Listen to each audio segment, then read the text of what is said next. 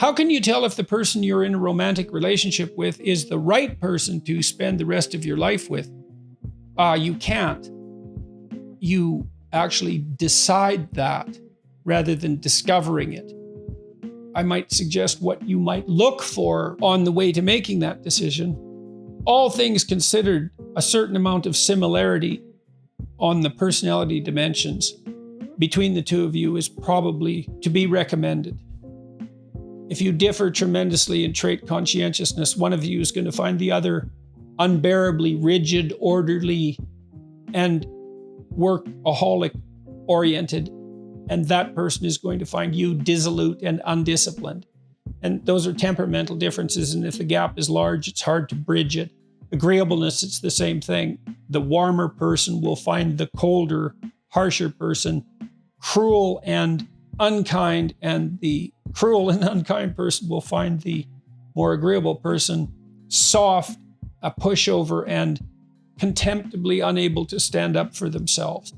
The extrovert will want to be out partying all the time, and the introvert will have had his or her fill of that very rapidly. So you want some temperamental similarity across the major personality dimensions, with the possible exception of trait neuroticism, which is the generalized proclivity to experience negative emotion.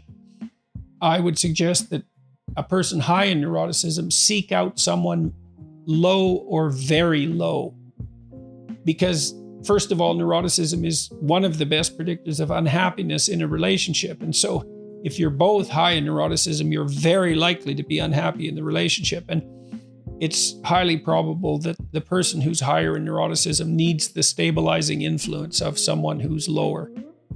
Then I would say, well, this is based on my clinical observations as well as the experiences of my life. I think it's necessary, or at least highly desirable, that you find the person that you're with sexually attractive. And that's somewhat ineffable.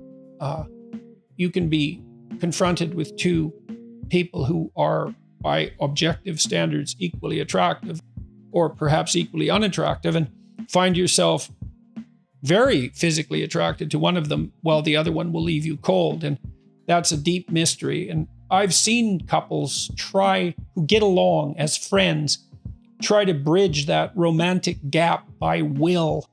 And I haven't really seen it be successful. So I think you need that spark that ignites sexual passion. Then you have to ask yourself if you can trust the person, if there are activities that you can share with them that would make up a life. If you're oriented in approximately the same direction with regard to your goals, especially important goals, career and children being foremost among them, if you think you could come to some agreement about how the economic resources could be distributed, or at least how that might be negotiated, if you can negotiate with the other person, and again, if you can trust them. And I would say of all those, trust is the most crucial component, maybe followed by the ability to negotiate. The right person is someone you can negotiate with, because there's going to be differences between you and them. There's going to be differences in your approach. There should be, hopefully there'll be, because that means that the two of you are bringing different skill sets to bear on the problem. That means that you have a more diverse range of potential responses, which can be good, but also that there's going to be conflict. The issue then becomes, can you negotiate through the conflicts? And will the other person stick to their negotiated solution? And then if you find someone like that and they're of approximately the right age and everything else seems to be in order, then in some sense, they're as good a bet as the next person, and life doesn't last forever. And so there's real reasons to get on with it. You have to understand that even in the best relationships are predicated on attraction, trust, and negotiation. And it's constant. You're constantly negotiating to maintain the relationship, to expand it.